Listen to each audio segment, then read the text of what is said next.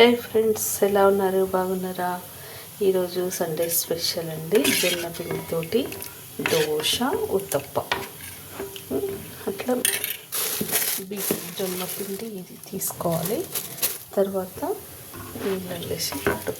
నీళ్ళలేసి మంచిగా తడపాలండి జొన్న పిండి.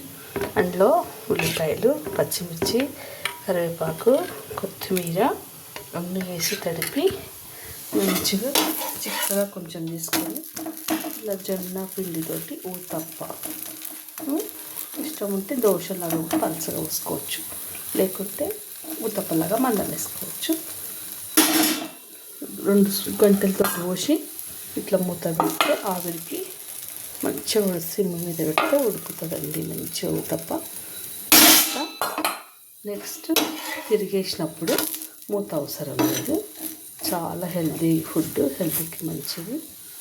దోశ ఇట్లా చేసుకోవడం బెస్ట్ అండి. జొన్న రొట్టె తినవద్దు కాని వాళ్ళు జొన్న పిండితోటి స్పైసీగా ఇవన్నీ వేసి మంచిగా చేసుకోవచ్చు.